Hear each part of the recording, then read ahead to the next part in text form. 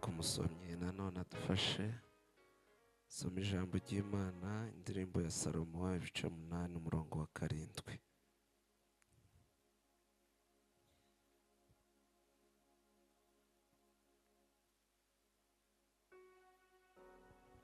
Ibice 8 umurongo wa 7.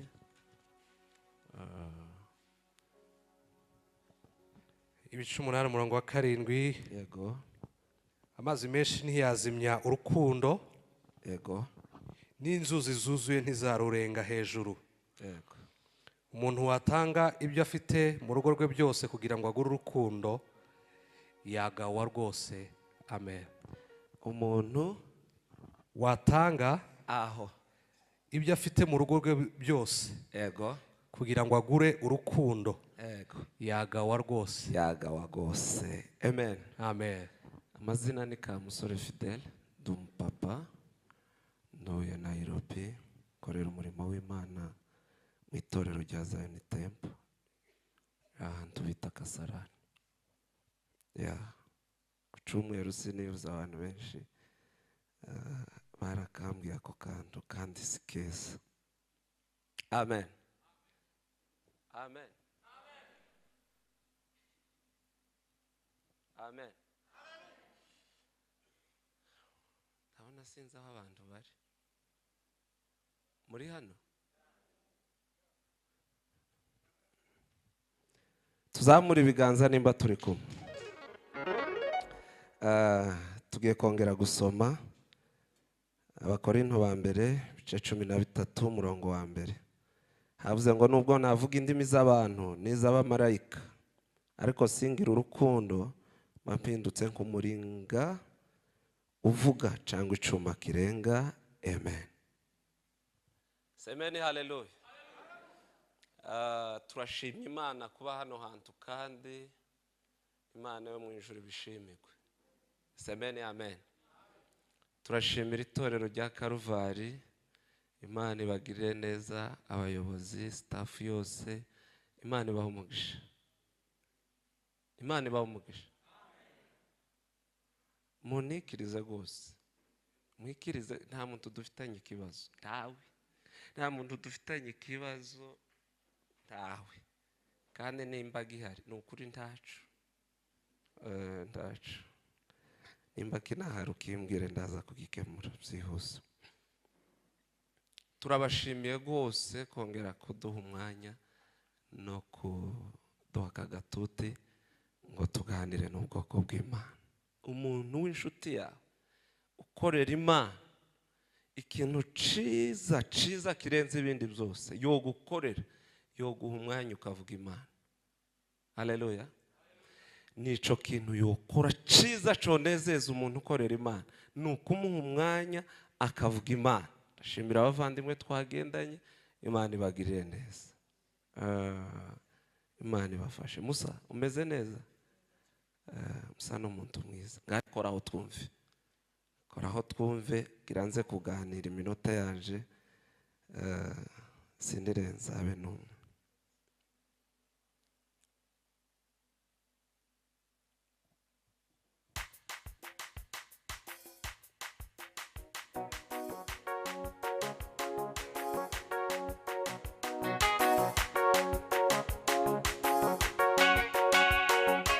Abo twagendanye muze natwe tuvzineho buke.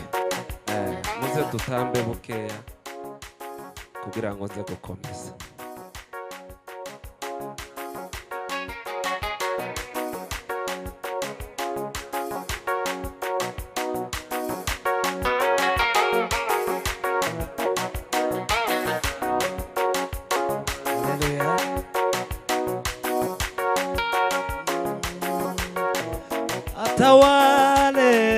Atawale, mwambie Yesu.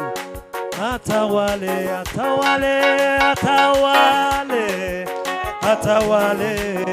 mwambie Yesu. Atawale, oh atawale, mwambie Yesu.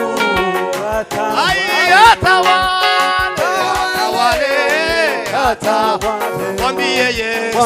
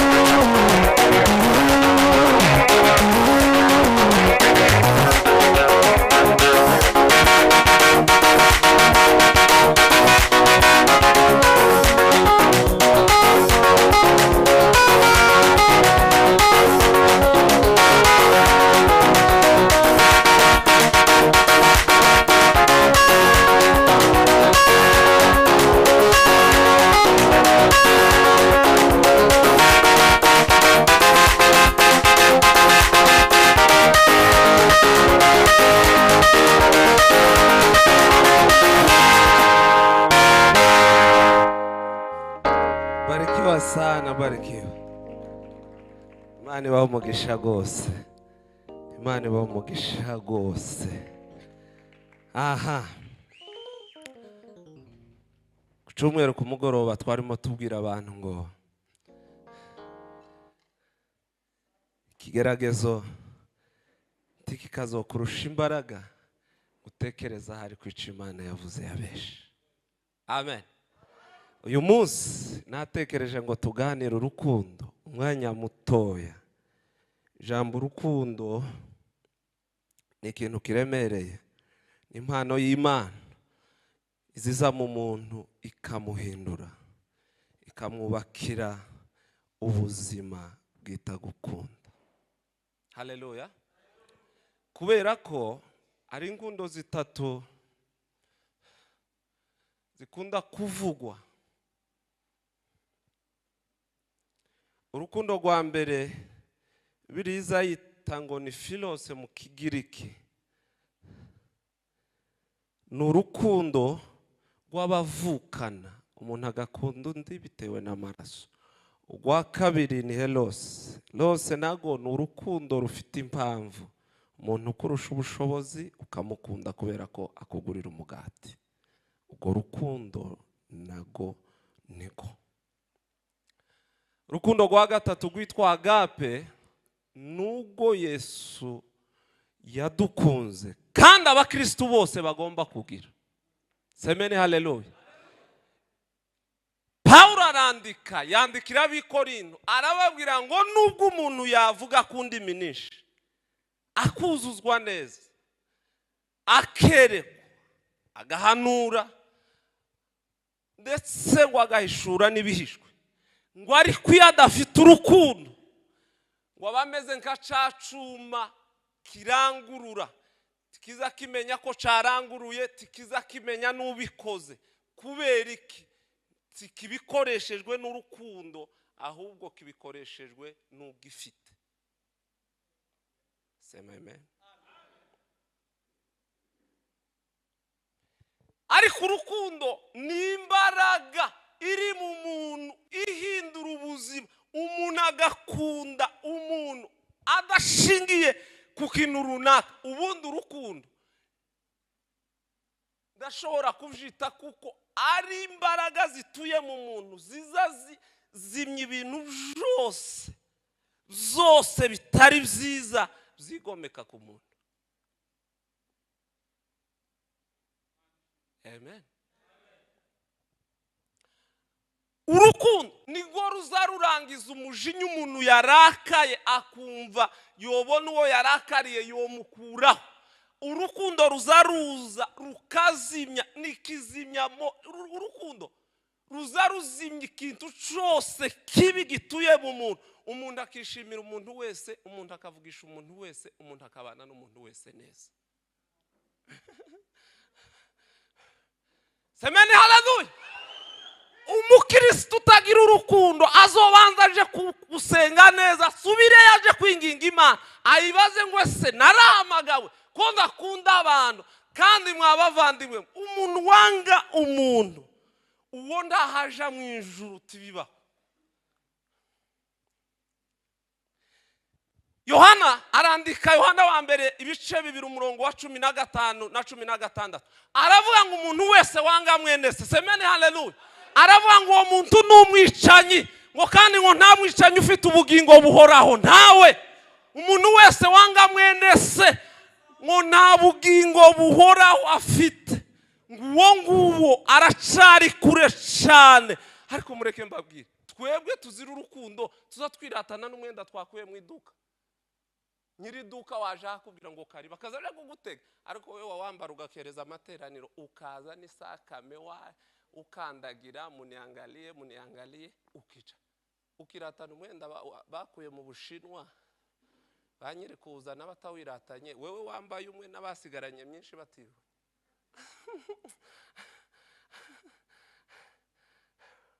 Haleluya. Urukundo ni umusingi wubakiye ku bukiri. Urukundo niwo musingi wubaka ubukirisitu ukabubanira neza. Bwana sifiwe sana. umuntu wese utagira imbuto y'urukundo aracavuga nabi, aracarakara, aracabika inzigo muri we. Inzigo ziruzuye muri we z'abantu bamugiriye nabi, aracazifite kubera kuko nta rukundo rw'Imana ruri muri we. Mureke mbabwire kino kintu, njya ntekereza simbacira witeka. Yesu Kristo yaraje ngo umuntu wese abone ubugingo. Birashoboka ko wobwibuza, ariko Yesu Kristo yazanye ubugingo. Umuryango w'agakiza n'ubu uracakinguye. Igorigota Yesu aracateza amaboko. Igorigota Yesu aracateza amaboko. Ahamagara ngo wemeye naze. Ndambaraga. Wemeye naze ku bushake bwe.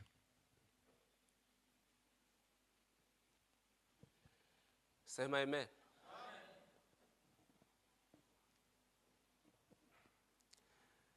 Salomo arandika aho twasomye, aravuga ngo urukundo, ngo amazi menshi tiyaruzimya, ngo ndetse n'inzuzi nubwo zakuzura ngo ntizishobora kururenga. Semene amen.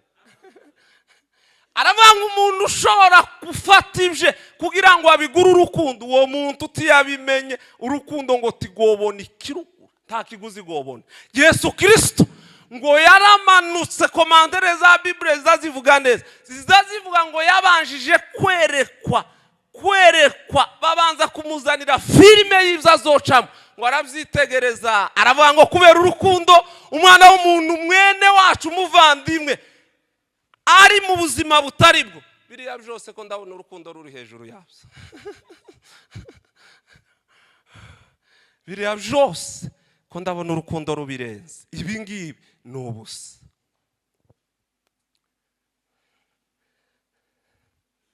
Semeni amen. Ngo araza asanga abagabo arabahamagara, agendana nabo. Abagabo 12 batakijijwe, bamwe yagiye akura mu misoro, abandi abakura mu kuroba. Abo bose arabazana baragendana, baba n'imyaka bagendana umunsi ku wundi. Ariko Yesu nta munsi n'umwe n'uyumwe. Bwana sifiwe sana. Nibura umwe yegereye Petero, yegereye Yohana ngo amubwire ati Petero, mujya mwirinda. Yegereye Yohana ngo amubwire ati Yohana, mujye mwirinda, Petero simwizagira yambugita. Oya ntabwo. Baragendanye bakamuvuga ngo ariko muzamubona ameze gute kuriye. Akaza atanafate nibura Yohana ngo amwiyegereze ngo amubwire ati nubwo Yuda ari n'umuvandimwe tafite umutima mwiza. Ariko bose, semeni haleluya, bose yaberetse urukundo, arababwira ngo kuja mu ijuru nukuvugwa nabu ugakomeza ugakundwa, nukukorerwa ikibi ugakomeza ugakundwa, ugakomeza ukagirirwa nabu ugakomeza ugakunda, ugakomeza ukabanirwa nabu ugakomeza ugakunda. Urukundo rukarenga ibintu byose.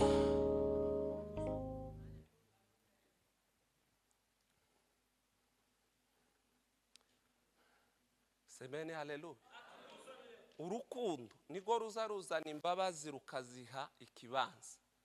Imbabazi zikama zitura mu muntu, umuntu akakwicira ukamubabarira, umuntu akagushakaho ikibi yo gukorera ukamubabarira. Niyo mpamvu kubera kutagira urukundo uzawumva umuntu atobabarira undi ngo runaka ngo muzi kibi yankore. Ikihe kibi kirenze ubwo Yesu yapfuye? Ikihe kibi kirenze ico Yesu yabonye ku musaraba? Ntekereza neza, semeni haleluya. Ntekereza neza kubera kutabimenya nivyo none bizabituma tutabikora neza. Umuntu yaririmba kubera kutagira urukundo rw'Imana, twamukomera amashi ejo agasiba amateraniro. Umuntu yatangira yasenga, twamukomera amashi ejo akavuga ngo yabaye ukomeye. Urukundo rw'Imana ni greserine iziguma usiga umuntu kugira ngo atibona. Bwana sifiwe sana.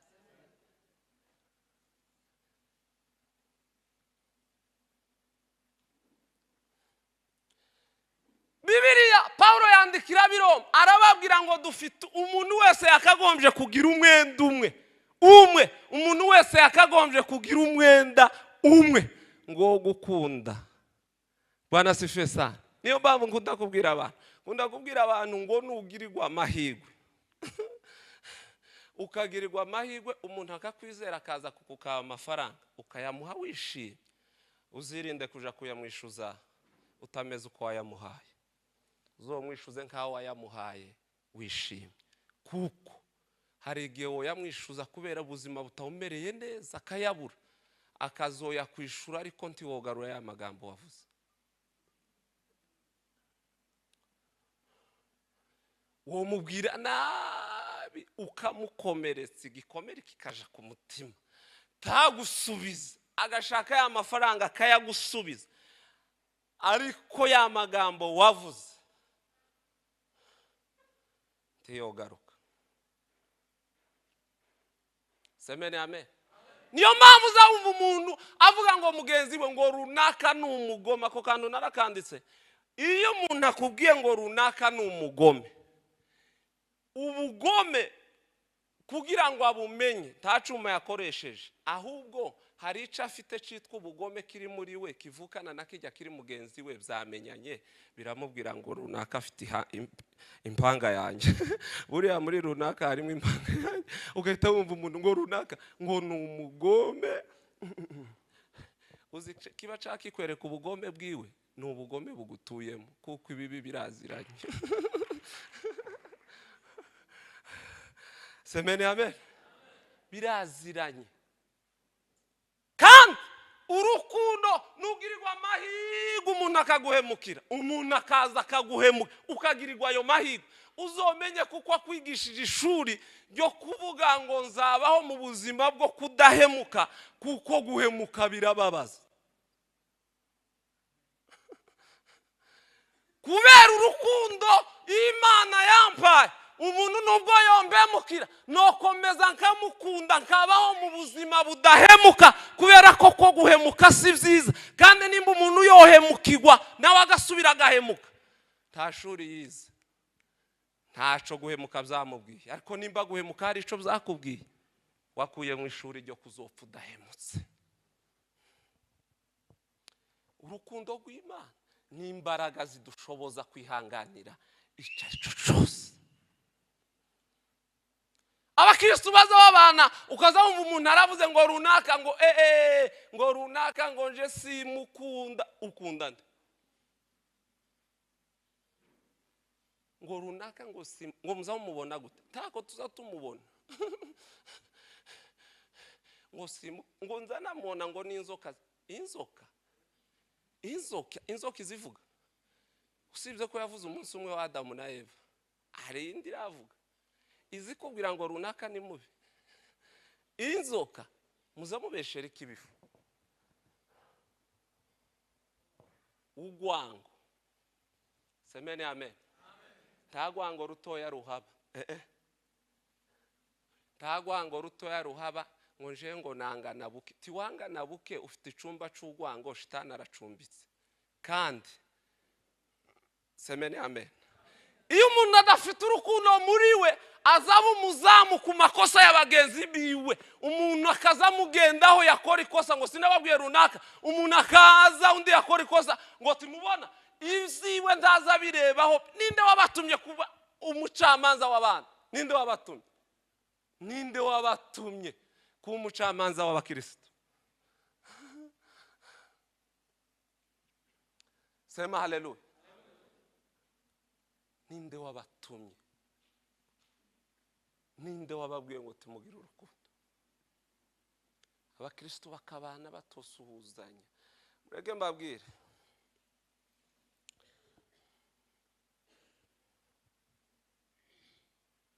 sema amen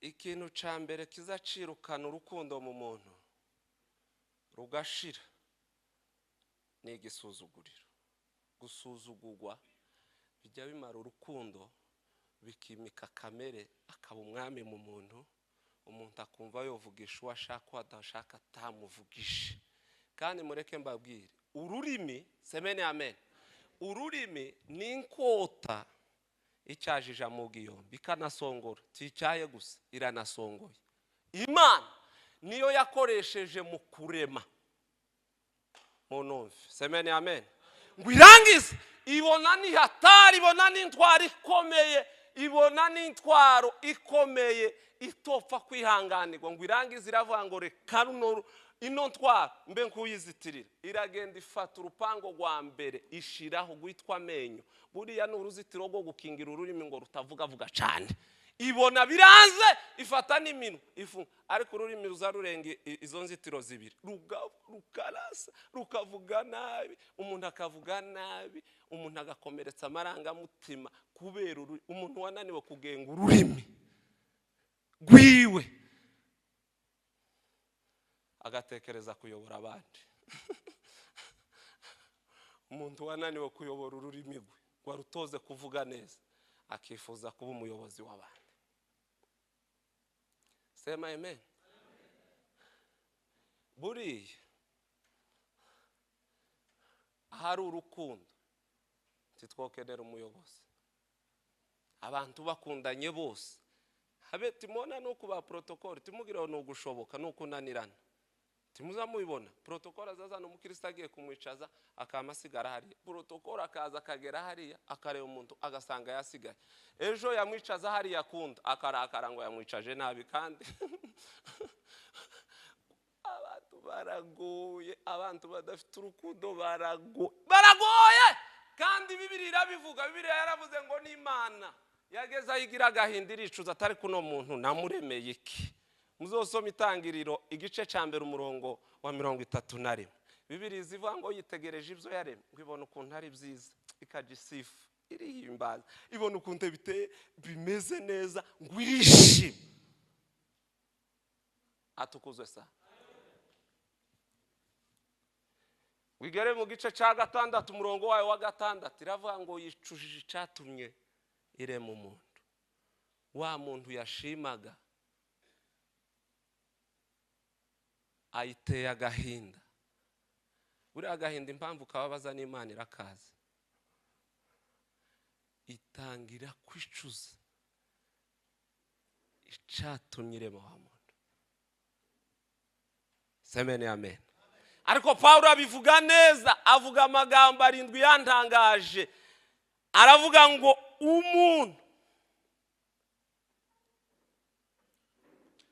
umuntu udafite urukundo rw'Imana ibintu 7 bimuranga azayifuza kumenya indimi zose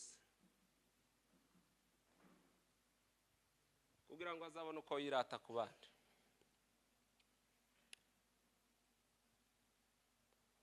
amen azayifuza guhanura kandi atabibereye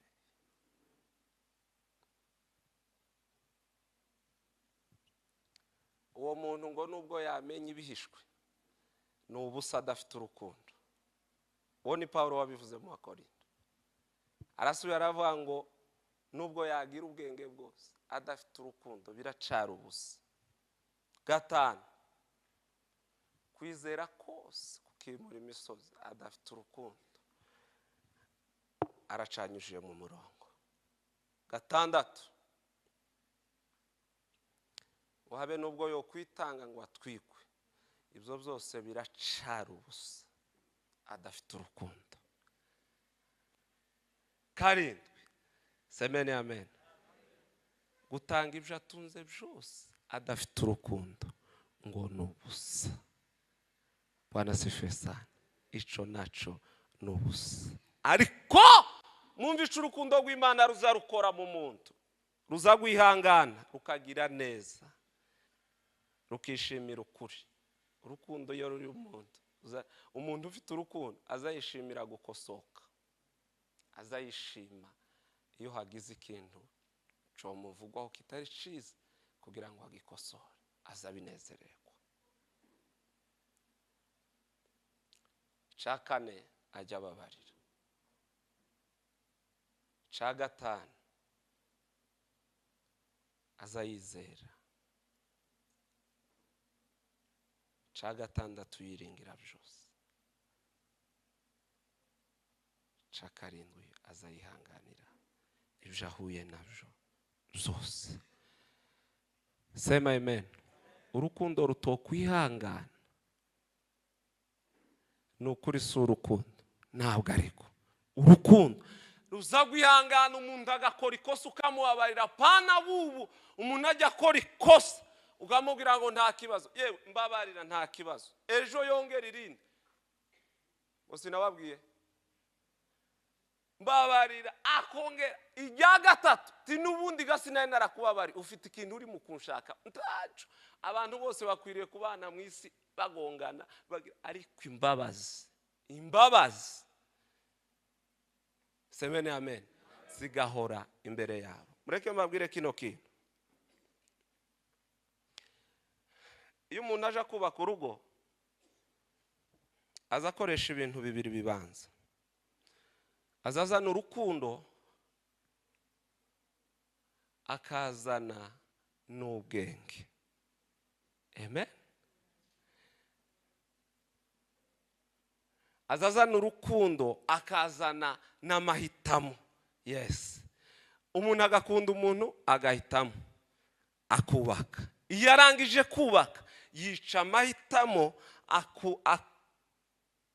akazana ubwenge, agatungisha umudamu ubwenge n'urukundo, akamutungisha ubwenge n'urukundo. Ikibazo cy'ubu umuntu ari mu kuzana urukundo agashiramo n'amahitamo. Yahisemo umugore ariko ntihisha amahitamo, agahora ahitamo, ugasanga urugo rwabaye imikorogano kubera kuko yakoze ikintu kimwe ciza icaka birakora kibi. Ariko urukundo rwakagombye kubanza, icakabiri kigomba kuza n'ubwenge. Umuntu agatungisha urugo ubwenge n'urukundo. Turabyumvikanye? Semene amen. Kandi Bwana asifiwe sana. Umuntu akwiriye kugira urukundo ku buryo avuga ati mpereye kuri jewe, apana kubwira abana. Ikibazo abantu iyo umuntu ahagaze hano ku gatuti azabona ashoboye, abantu bose azabona bashoboye. Ntabwo ari byo. Semene amen. Ntabwo ari byo. Iyo umuntu afite urukundo abantu bose ababona neza. Mureke mbabwire kano kantu kanyuma. Iyo umuntu adafite urukundo azayanga umuntu.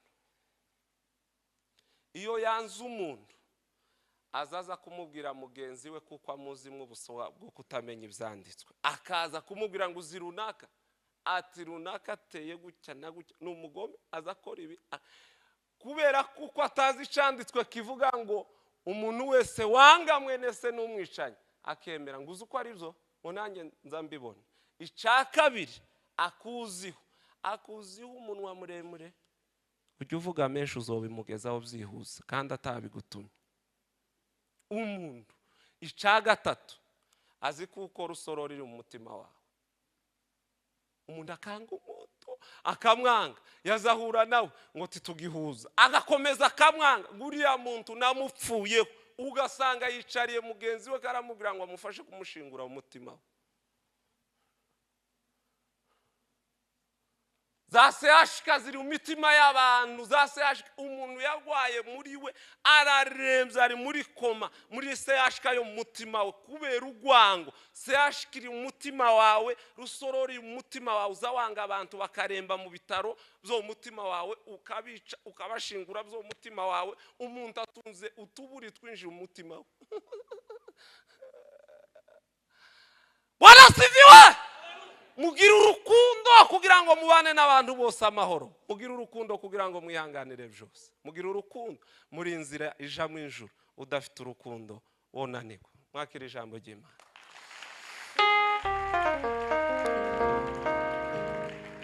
Nishimiye umuyobozi wacu Pastor Rugondera, Imana y'umugisha.